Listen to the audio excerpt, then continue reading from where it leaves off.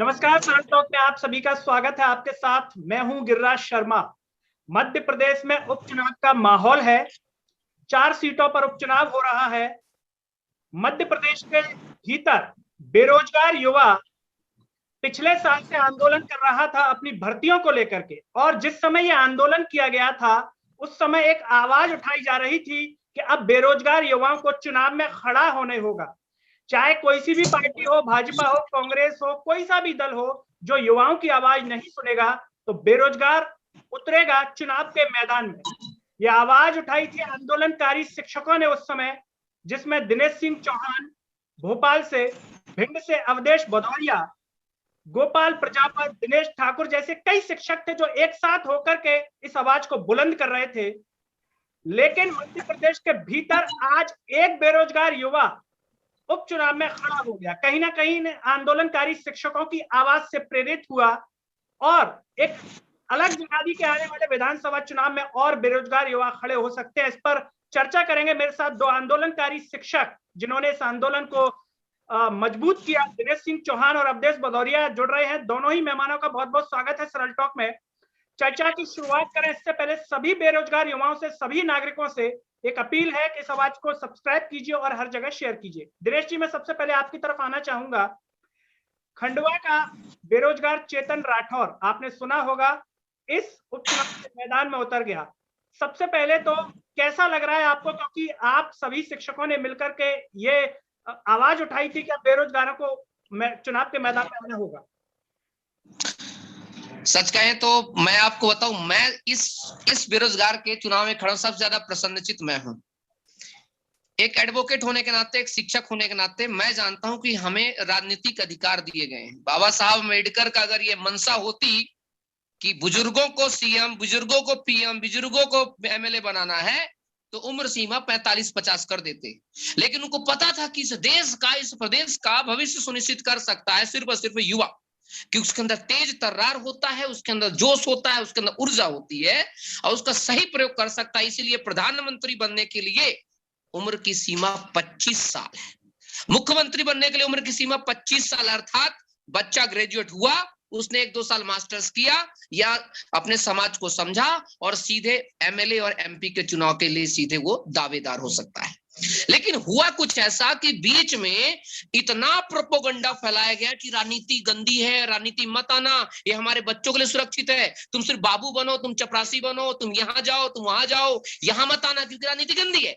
जबकि हमें सबको पता है कि चाहे वो इस साल का टॉपर आईए शुभम कुमार हो, चाहे वो टीना डाबी हो, चाहे कोई भी हो, सबको काम करना है इन्हीं विधायकों के नीचे।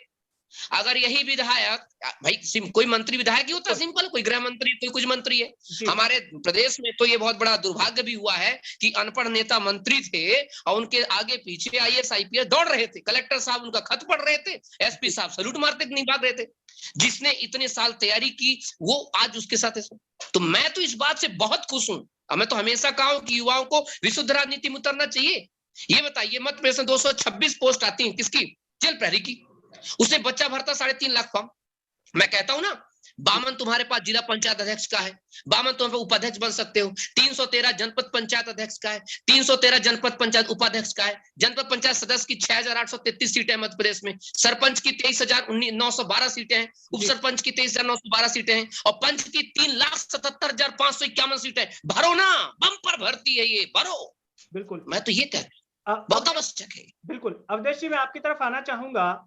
चेतन राठौर ने जो है उपचुनाव में खड़े होने की हिम्मत जुटाई। आने वाले समय में भी चुनाव है, अभी पंचायत के चुनाव होंगे, विधानसभा चुनाव होंगे। क्या लगता है कि चेतन राठौर एक बहुत बड़ा बदलाव ला सकता है, लोगों की मानसिकता बदल सकता है? आज एक बेरोजगार खड़ा है, कल कई बेरोजगार इन बड़ी पार्टियों के समक्ष खड़े होंगे। जी सर, बिल्कुल। यह खंडवा की, सबसे पहले तो चेतन जी यहाँ पर बेरोजगारों की बात करते हुए खड़े हुए हैं चुनाव।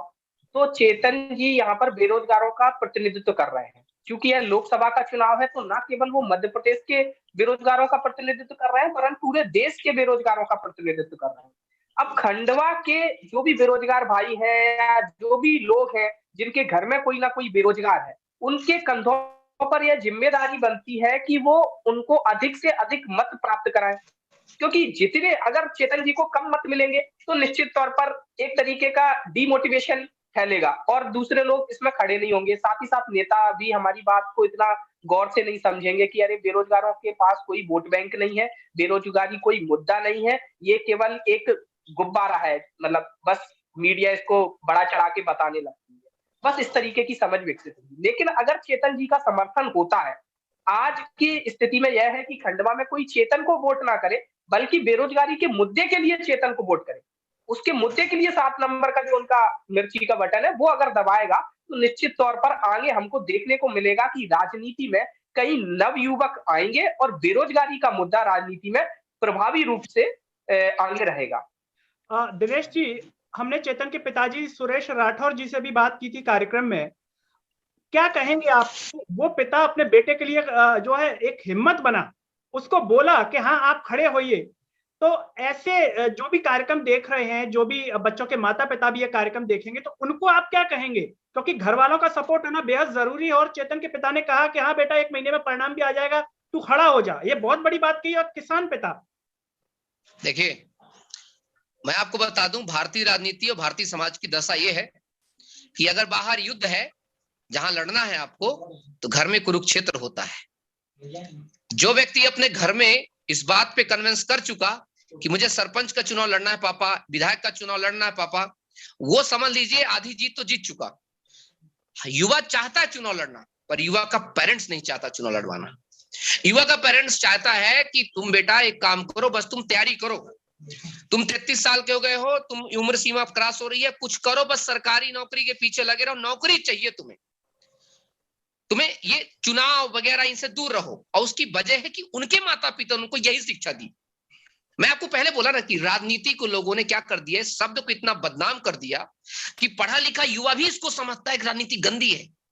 लेकिन जो ढंग का पढ़ा लिखा युवा है वो समझता राजनीति गंदी नहीं है। राजनीति ही एक वह व्यवस्था है, एक वह चीज है जिसके माध्यम से हम समाज में संपूर्ण बदलाव ला सकते हैं। आज अगर चेतन जीतता है तो चेतन लोकसभा में जाके प्रश्न खड़ा कर सकता है। चेतन जीतता है अगर लोकसभा चुनाव, तो प्रधानमंत्री के समक्ष बैठ सकता है और दाड़ सकता है। और आपको पता है प्रोटोकॉल कि लोकसभा का या विधानसभा में कही गई बात किसी प्रकार का ना तो अपराध होता है और ना ही किसी न्यायालय में विचारणीय होता है। अर्थात वो प्रश्न के माध्यम से रख सकता है बातों को, सरकार की बात, और उसकी बात को सुनेगा, मीडिया भी सुनेगा, उसकी बात को जनता भी सुनेगी। इसलिए सभी को आज आवश्यकता कि अपना हर काम छोड़कर, क्योंकि वैसे भी मध्य प्रदेश के बच्चों को बता दूं, तुम्हारे पास कोई भर्ती मर्ती है नहीं, सरकार देने वाली है नहीं। 8 जनवरी से कांस्टेबल का पेपर होगा नहीं होगा पता नहीं, भर्तियां 1 लाख आएंगी नहीं आएंगी पता नहीं। तो तय है कि सरकार को चिट्ट करो। चारों खाने चित्त करने की एक ही बात बार आती है, वो 5 साल के बाद। तुम्हारे पास तो सुअवसर है, अभी चित्त करो, फिर अपना एक और अभी देखेंगे आपकी एक सचिन बिरला जी ने क्या नाम है, एक जगह है आपके खरगोन में, वहां से उन्होंने है ना, तो टेंशन मतलब वहां से मैं खड़ा हो रहा हूं, वहां मुझे भी सपोर्ट करना। क्योंकि अगर तुम मुझे सपोर्ट नहीं कर पा रहे, चेतन भाई को सपोर्ट नहीं कर पाए, तो खुद को नहीं कर रहे हो। क्योंकि कम से कम हमने अपने माता पिता को कन्विंस किया कि यही एक जगह है जहां पर जाके हम युवाओं के हित में बात कर सकते हैं, युवाओं के हित में संसद से विधानसभा में प्रश्न खड़े कर सकते हैं। इसलिए मैं सभी पेरेंट्स से कहना चाहूंगा, अगर देख रहे हैं तो बच्चों को बचपन से बोलो कि अगर विधानसभा की सीट आपके लिए, उससे कोई छुआछूत की बीमारी नहीं है, बेटा तू 25 साल का हो गया है तो जाके चुनाव लड़, 21 साल का हो गया, जिस प्रकार कांस्टेबल का फॉर्म भरता है तो 23,000 जो सरपंच का चुनाव आने वाला है उसमें तू फॉर्म भर, क्या दिक्कत है इसमें? अवधेश जी, दिनेश जी ने जिस तरीके से बात रखी, बेहद महत्वपूर्ण बात कही कि अगर इस तरीके का माहौल बन जाए और इतने प्रत्याशी खड़े हो, तो निश्चित तौर पर जो बड़ी बड़ी पार्टियां आज सीना ठोकती है कि हम ही मध्य प्रदेश में 2 ही, या तो वो या हम, तो कहीं ना कहीं इस माहौल में चेतन ने इन बड़ी पार्टियों के नेताओं के बीच में कहीं ना कहीं मिर्ची तो जरूर लगा दिया कि इतनी हिम्मत जुटा दी, क्योंकि पहला कदम उठाना बड़ी बात होती है। जी हाँ सर, बिल्कुल पहला कदम उठाना बहुत बड़ी बात होती है। और जैसे ही ये चेतन ने जो फॉर्म भरा है, इससे मुझे लगता है कि अब वह राजनीतिक गलियारों में नजर में आ गया है यह मुद्दा। और इस चुनाव का जो परिणाम है वो यह प्रदर्शित करेगा कि बेरोजगारों की स्थिति क्या है। इनका पॉलिटिकली एजेंडा कितना कारगर हो सकता है। जैसे हमने पहले भी देखा कि किसानों ने सत्ता पलट दी, किसान नेता हमारे प्रधानमंत्री तक बने, तो उन्होंने एकदम से यह परिवर्तन ला दिया। इस वजह से किसानों की जब बात होती है, किसानों के जब आंदोलन होते हैं, तो उनकी बातों को प्रमुखता से लिया जाता है। जी इसी तरीके से बहुत से जाति समुदायों ने अपनी बात लोकतंत्र में साबित कर दी कि उन्होंने चुनाव लड़े, चुनाव जीते और जाति के आधार पर उन्होंने सत्ताएं भी बनाई कई राज्यों में। हम देख सकते हैं, अपने आस पड़ोस के राज्यों में भी देख सकते हैं। तो जब भी कोई जाति आधारित कोई आंदोलन होते हैं, तो उनकी भी बात सरकारें सुनती है। लेकिन बेरोजगारों के आंदोलन कितने भी बड़े हो जाए, उनकी बात सरकार नहीं सुनती। क्यों? क्योंकि बेरोजगार आज तक लोकतंत्र में खुद को साबित नहीं कर पाए। और चेतन जी ने ये जो काम किया है, सबसे पहला कदम उठाना, ये वास्तव में बहुत साहसिक होता है। और जिसने सबसे पहला कदम उठाया है, उसके साथ हमें खड़े रहना है। अब जैसे मैं देखता हूं सर, आपके वीडियो के माध्यम से भी मैंने देखा कई छात्र मुझसे जुड़े हैं, तो वो भी स्टेटस लगा रहे हैं, चेतन जी को सपोर्ट भी कर रहे हैं। लेकिन मुझे पता है कि ये जो बेरोजगार बच्चे हैं, ये काफी भोले होते हैं और ये कहीं ना कहीं जब 30 तारीख आएगी ना, तब तक एक ट्रैप में फंस जाएंगे और ये अपने मुद्दे को कमजोर कर लेंगे। क्या है, इनकी बातें सब कुछ इस तरीके की रहती है कि घर वालों को इनको कन्विंस करना है कि चलिए मेरा एक वोट है बेरोजगारी के नाम, तो मैं बेरोजगार हूं, मैं अपने घर वालों को 5 वोटों को कन्विंस करूंगा और वो 5 वोट बेरोजगारी के मुद्दे पे डलवाऊंगा। तो ऐसा तो होगा नहीं, होगा उसका उलट कि घर वाले कहेंगे कि बेटा लड़का तो बहुत अच्छा है, ये तुम्हारे साथ का जो लड़का खड़ा है चेतन बहुत अच्छा काम कर रहा है, बहुत अच्छा लड़का है, हमारा इसको सपोर्ट है, लेकिन ये राजनीति बहुत दलदल है, ये बहुत ही गलत चीज है, बेचारा इसमें फंस जाएगा है, और ये जीत तो रहा नहीं है चुनाव, तो चुनाव तो ये जो प्रमुख पार्टियां हैं यही जीतेंगी, तो इन्हीं में से किसी को हम वोट दे देंगे। अदरवाइज अगर हम चेतन को वोट देंगे तो हमारा वोट खराब हो जाएगा।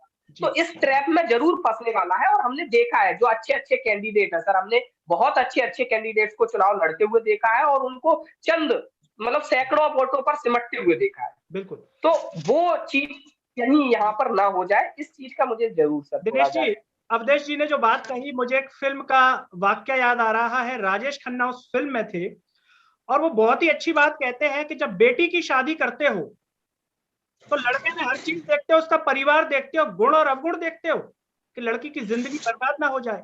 और जब वोट देते हो तो कैंडिडेट में कुछ भी नहीं देखते, उसमें तो देखिए वरना वो आपकी जिंदगी बर्बाद कर देगा। तो ये कितना महत्वपूर्ण है आज के समय में इस बात को याद करना कि जो कैंडिडेट खड़े हुए हैं उनके मुद्दों को देखा जाए, गुण अवगुण देखे जाए, तब वोट दिया जाए। देखिए, मैं आपको एक बात बता दूं इसके बारे में, बहुत अच्छा, मुझे भी एक वाक्य याद आ रहा है जी। हमारे गुरुजी ने कहा था, जिस सांप के अंदर जहर ना हो उसको फुफकारना चाहिए। क्यों? क्योंकि जनता जहर से नहीं फुफकार से डरती है। और बेरोजगार को एक बात तो अच्छे समझ के रहना चाहिए, और वो बहुत अच्छे से तरीके के साथ, कि जब तक आप मुद्दा बनाओगे नहीं तब तक मुद्दा बनोगे नहीं। देश का पहिया युवा चलाए, देश में काम युवा करे, देश का सारा काम निर्माण में युवा भागीदारी रहे। और जब बात आए चुनाव की तो एक तो बढ़उआ उठा के रख दो, बच्चे तो चुनाव लड़ नहीं सकते। तो जहां पर जिसे लोकतंत्र का मंदिर कहा जाता है वहां पर निरर्थक लोग कैसे पहुंच जाते हैं।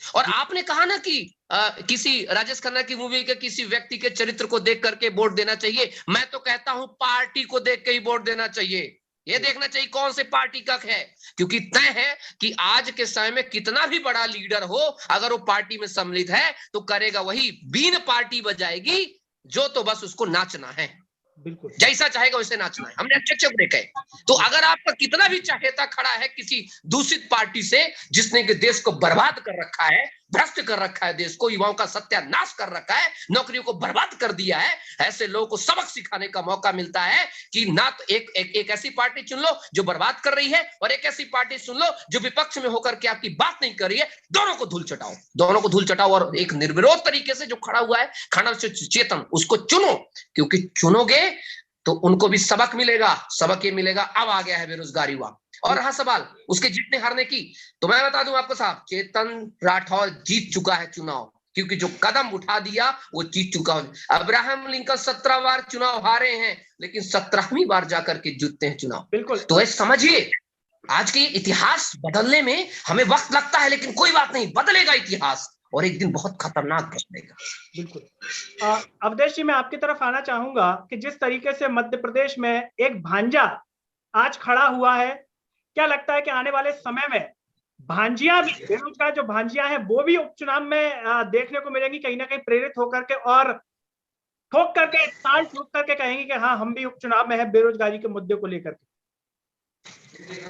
बिल्कुल सर, मुझे तो लगता है कि अगर भांजियां खड़ी हो रही हैं तो केवल बेरोजगारी ही मुद्दा नहीं है, उनके लिए तो कईयों मुद्दे हैं। बिल्कुल, क्योंकि हम जिस तरीके का देखते हैं, अगर आप समाज में काफी चीजें देखते हैं, अभी एक कैंडिडेट थी, उनके साथ भी कुछ अभद्र व्यवहार हुआ था, हम देख रहे हैं। तो काफी सारे ऐसे मुद्दे हैं कि लड़कियों को तो खड़ा होना ही चाहिए चुनाव में और अपनी दावेदारी दिखानी चाहिए और उन्हें बताना चाहिए कि हम अब वह जमाना नहीं रहा कि हम घर के पीछे मतलब या किसी के साए में ही रह रहे हैं। हम आगे भी आ रहे हैं, साथ ही साथ में हम राजनीति में भी आगे आ सकते हैं। और भांजियों की जो बात है, जिस तरीके से सरकार के माध्यम से हम देखते ही हैं, भांजा भांजियां कहकर जो बार बार इन लोगों का जो शोषण किया जाता है, तो उस हिसाब से तो भांजियों को भी आगे आना चाहिए। बस मुद्दा यही है कि इस बार अपनी वैल्यू के लिए वोट करना है। जो खंडवा के निवासी हैं, उन पर पूरे देश का दारोमदार है कि वो अपनी वैल्यू को लेकर वोट करें कि हमारा यह मुद्दा है, इस मुद्दे को लेकर हम वोट कर रहे हैं। जैसा फल यहाँ पर रिजल्ट मिलेगा चेतन को, वैसा ही आपको आगे देखने को मिलेगा। बिल्कुल। दिनेश जी, अगर हम चारों सीटों की बात करें, मुख्यमंत्री शिवराज सिंह चौहान या कोई भी दल हो, विपक्षी दल भी हो या सत्ता पक्ष की भी हम बात करें, जो भी वोट मांग रहे हैं, तो शिवराज जी तो कह रहे हैं कि आप भारी मतों से इनको आशीर्वाद दीजिए कैंडिडेट को। विकास और सब हारेंगे, सब हारेंगे। भारी मतों से आशीर्वाद तब दिया जाता है जब दिल में कुछ अच्छा हो। और विकास और जन कल्याण मेरे ऊपर छोड़ दीजिए, लेकिन उनके किसी भी वक्तव्य में मैंने रोजगार की बात नहीं सुनी। एक सीट पर उन्होंने रोजगार के लिए नहीं कहा कि आप यहां से हमारे कैंडिडेट को जिताइए तो रोजगार के लिए हम कुछ करने वाले। दद्दा 100 की सीधी एक बात, हम बघेलखंड के हैं। बघेलखंड में जब भांजे आते हैं मामा के यहाँ, तो मामा चरण धो करके उनका पीते हैं, स्वागत करते हैं। मामा के भोपाल में बच्चे बेरोजगार मांगने आते, लठ मारते हैं, सूतर मतलब सुझा देते हैं लोग। ये बात करेंगे, ये जीतेंगे चुनाव। ये बेरोजगारों का श्राप है। 100 के सीधी लिख के ले लो। ये आखिरी बार सीएम बन रहे हैं, इसके बाद जो के बाद ना तो इनका नंबर आने वाला सीएम का, इनकी पार्टी यहां से जा रही है। हम कहते हैं, हम तो क्या बताऊं मैं आप लोगों को, ये तो बेरोजगार युवा एक बार साथ दे देना, तो मैं तो ये दोनों पार्टियों के यहां से तीसरा पक्ष खड़ा करके मैं कह रहा हूं ना कि विधायकों की सैलरी तुम कम कर दो, 2.5 लाख की जगह 1 लाख कर दो सैलरी। चतुर्थ श्रेणी की सैलरी बढ़ाओ, शिक्षक की सैलरी बढ़ा दो, आप बढ़ा दो सैलरी, कांस्टेबल सैलरी बढ़ा दो, विकास करो। इनकी चीजों पर खत्म करके, इनके जितने भी नेतृत्व पर इसको जो खर्चा होता है, इनकी सब कुछ हटा करके, क्योंकि हम समाज सेवा के लिए जाते हैं। जब समाज सेवा के लिए जाते, समाज सेवक व्यक्ति को सुरक्षा की वो नहीं, डर नहीं होता। समाज से राजनीति समाज सेवा है। अगर समाज सेवा है तो या इतना ज्यादा 8-8 10-10 गाड़ियां लेके कि व्यक्ति चलता है, ठीक है। इनकी मौसी के चाचा के नाना के नानू सब इनके पास इनकी नौकरियां होती हैं, और हमारा जो बेरोजगार युवा ठट्टा कमरा होता है। तो अगर आप यहां पर आते हैं ना इस बेरोजगार के लिए, तो बेरोजगार आज अपने बेरोजगार के लिए ही नहीं खड़ा हो पा रहा, बटा हुआ है, टोटल बटा हुआ है। वो तो पीएससी वाला है तो मैं क्यों बोलूं, वो तो कांस्टेबल का मैटर है मैं क्यों बोलूं। अरे सोच भाई, वो मुझे याद आया, माली आवत देख कर कलियन करी पुकार, और फूले फूले चुन गए कल ही अपनी बार। तो भैया तय है, आज उसको काट रहा, कल तुझे काटेगा। समय है, एक साथ हो जा, अभी वक्त है, आगाज कर देगा तो ये लोहा ले लेगा। नहीं तो आप देखो, बेरोजगार को तो छोड़ो, किसान, हम जानते हैं ज्यादातर किसान ज्यादा पढ़ा लिखा नहीं होता है, टैक्सी वाले, ऑटो ड्राइवर्स, लेकिन इनकी भी एक कम्युनिटी है, इनका भी एक कौम है, इनका भी एक संगठन है। अब बेरोजगार सोचिए, इतना बड़ा होने के बावजूद आज एक संगठित नहीं हो पा रहा। उसकी वजह क्या है? उसकी वजह यही है कि यही बेरोजगार जो आज बड़ी बड़ी बातें करता है, कल किसी ने किसी झंडा लेकर के जय जय जय जय करता रहता है। तो कहां से जीते बेरोजगार? बेरोजगार को जीतना है, बेरोजगार को आगे आना है, और आगे आने के लिए आवश्यक है कि अपने घर वालों को बोलना है, हमें परमिशन दो, आशीर्वाद दो और हमारे साथ चलो, तब देखना एक सब कुछ बदल जाएगा। जी अवधेश जी, भाजपा की प्रत्याशी हैं एक प्रतिमा बागरी जी, वो आज रो दी, तो क्या लग रहा है कि उनके आंसुओं में सच्चाई थी, जनसेवा के प्रति वो भावुक हो गई कि सर ये मुझसे पूछिए, मैं कल रेगांव में था। मैं आपसे पूछ लेता हूँ। अब चौहान जी, तो वो रो रही थी, तो क्या लगता है कि ये आंसुओं में कितनी सच्चाई है, या फिर जीतने के बाद जनता को रुलाएंगे? अरे कोई सच्चाई ना थी। रह के बगल में गांव में चले जाइए, 7 बजे के बाद जाएंगे तो जो लकड़बग्गा उठा ले जाएगा आपको। ना लाइट की व्यवस्था है, ना चलने की व्यवस्था है। मैं कल रह में था, मैं तो श्राप दे के आया हूं कि रह की जो हालत है, रह की गौरैया का, बाकी वहां का देवेंद्र नगर के आसपास के पूरे भटाहर में, मैं कोई भटाहर मेगा में कल मैं ठहरा था दादा। कल तो मैं सैतना में ही था। मैं बता रहा हूं वहां के लोगों की हालत, वहां का हीरा निकाल करके जाकर के बड़ी बड़ी हस्तियों के हाथ में चढ़ाया जाता है, वहां का व्यक्ति गरीब दूषित है। और ये घड़ियाली आंसू बहा करके कहते हैं अरे ये रो इसलिए रहे, शायद रोने से कुछ काम चल जाए। लेकिन इनको बोलना चाहिए मामा को कि मामा तूने क्या हंगामा मचा दिया है कि मुझे रोने पर भी लोगों को दया नहीं आ रही है।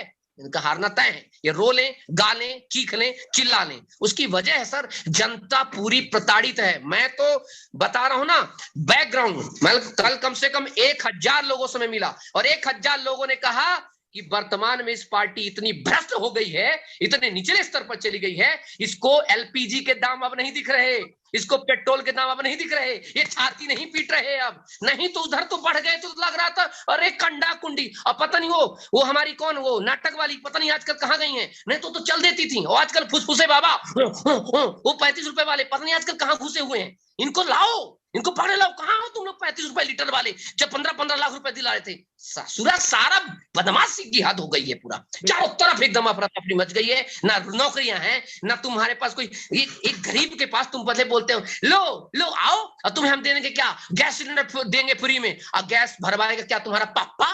गैस तुमने इतनी महंगी कर दी है, बाकी चीजें कर दी। आज जनता नहीं बोल रही, जनता इंतजार करिए आए चुनाव तो बताते हैं। इनके रोने से होता है, बिल्कुल जो हमारे बच्चे रो रहे हैं। बिल्कुल अवधेश जी, चौहान जी ने बिल्कुल सही बात कही कि ना तो सिलेंडर की कीमत दिखाई दे रही है, ना पेट्रोल डीजल की।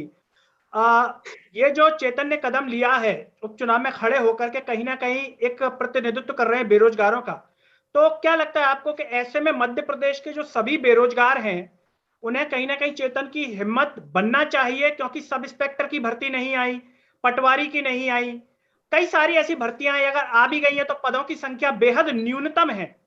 तो ऐसा ये एक मौका चेतन ने कहीं ना कहीं दिया है और बेरोजगारों को एक शक्ति दिखानी चाहिए कि भले हार जीत जो भी हो लेकिन कहीं ना कहीं कम मतों से हो। इस प्रकार का एक कम से कम एक आगाज जो है आने वाले समय में बेरोजगारों का हो। देखिए सर, मैं सबसे पहले तो ये कहना चाहूंगा कि जो हमारा देश का लोकतंत्र है उसमें हार जीत की कोई बात ही नहीं है।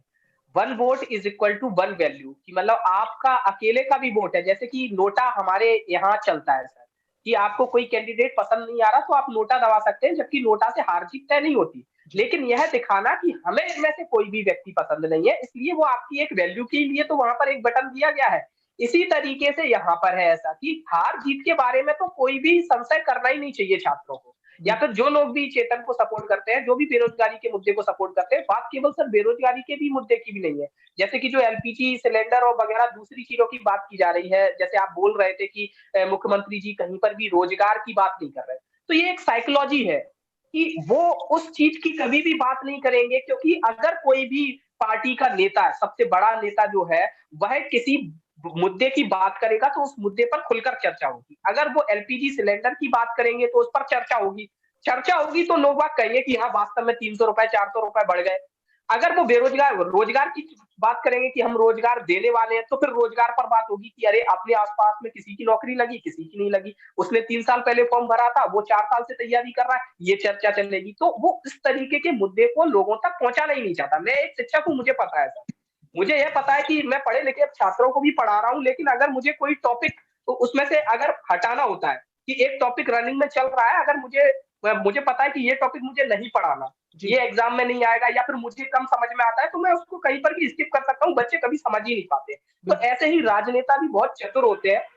तो अगर उन्हें पता है कि ये मुद्दा हमें चुनाव से स्किप करना है, इस मुद्दे से संबंधित कोई प्रतिभागी वहां पर खड़ा है, बेरोजगारी के मुद्दे पर एक प्रतिभागी खड़ा है, अगर मैं रोजगार की बात करूंगा तो कहीं ना कहीं उसकी तरफ ध्यान आकर्षित होगा लोगों का। तो इस तरीके की ये साइकोलॉजी चल रही है जिसको लोगों को समझना पड़ेगा। और जितने भी छात्र हैं, मैं ये देख रहा हूँ कि खंडवा के छात्र मुझे कम दिखाई दे रहे हैं। वही है कि जंगल में वो होता है ना कि दूर के ढोल सुहावने लगते हैं, कि कोई भोपाल का है, कोई इंदौर का है, कोई मुरैना का है, कोई भिंड का है, तो वह उनके लिए स्टेटस लगा रहा है, चेतन भाई का सपोर्ट करना, चेतन भाई का सपोर्ट करना। खंडवा के लोग नहीं दिखाई दे रहे। मुझे किसी का सोशल मीडिया पे कोई वीडियो नहीं दिखाई दिया, कोई बच्चा प्रचार करता हुआ जा रहा हो, अपने मोहल्ले में प्रचार कर रहा हो, ये चीज समझा रहा हो, ऐसा मुझे कहीं नहीं दिखाई दिया।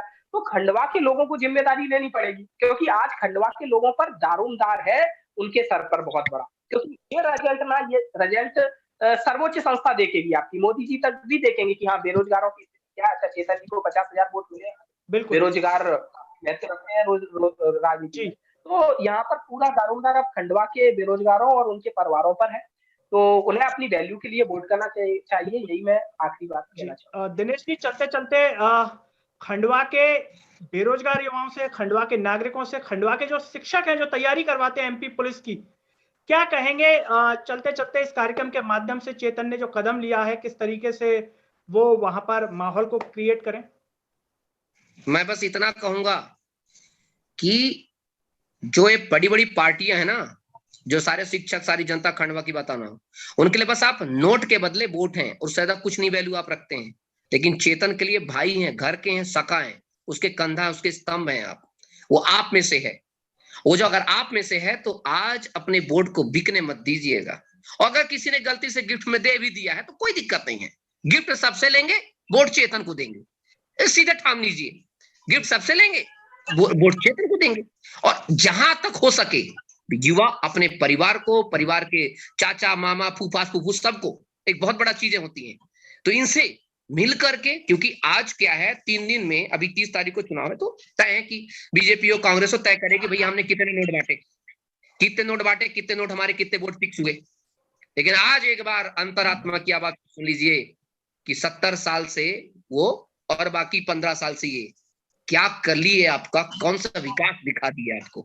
तो एक बार बेरोजगार को देख लो भैया, कम से कम आपकी आवाज तो सुनेगा, आपके घर से है, नया नया बच्चा है, उसको भी अपना आशीर्वाद दीजिए। यही मेरा है कि चेतन राठौर, अब की बार चेतन राठौर की खंडवा बने सरकार, यही मेरा आप सबसे महत्वपूर्ण बात यह है कि उनका नंबर 7 है, जो कि कैप्टन कूल हमारे MS धोनी का है ना, 7 नंबर, और चुनाव चिन्ह भी बहुत अच्छा है। तो मतलब दे देना चाहिए वोट, कोई बड़ी बात नहीं है। वैसे लोग इतना सोच समझ के कहाँ देते हैं। बिल्कुल, तो अपने बच्चे को तो दे देना। 7 सप्तमी, 7 अजूबे, 7 दिवस हो गया, सत्ते पे सत्ता। तो दर्शकों, ये थे हमारे साथ आंदोलनकारी शिक्षक दिनेश सिंह चौहान भोपाल से और भिंड से अवधेश भदौरिया। और दिनेश जी ने जो चर्चा में कहा कि बेरोजगारों का श्राप इस बार लग जाएगा, अब सीएम आने वाले समय में दिखाई नहीं देंगे, धूल चटा दी जाएगी चारों सीटों पर। ये तो चुनाव परिणाम देखने पर जो है सामने आएगा परिणाम। लेकिन कहीं ना कहीं चेतन राठौर बेरोजगार युवा जो प्रेरित हुआ इन आंदोलनकारी शिक्षकों से, और वो सभी आंदोलनकारी शिक्षक जो अभी हमारे साथ इस मंच पर भी नहीं है, सभी के प्रयासों से एक जो कदम उठाया है वो वाकई काबिले तारीफ है। उनके पिता की भी यहाँ पर तारीफ करनी होगी, जिन्होंने अपने बच्चे को उसके लिए हिम्मत जुटाई, कहा कि तुम खड़े हो, मैं तुम्हारे साथ हूं। एक पिता का ये कहना वाकई बहुत बड़ी बात है। और साथ ही साथ हम अवधेश जी और दिनेश जी आपका भी हृदय से धन्यवाद करना चाहेंगे, जो आपने अपना कीमती समय सरल टॉक के कार्यक्रम के लिए निकाला। सभी युवाओं से एक अपील है कि समाज को सब्सक्राइब करें और हर जगह शेयर करें। अगले वीडियो में आपसे फिर होगी मुलाकात, तब तक के लिए मुझे दीजिए इजाजत। नमस्कार।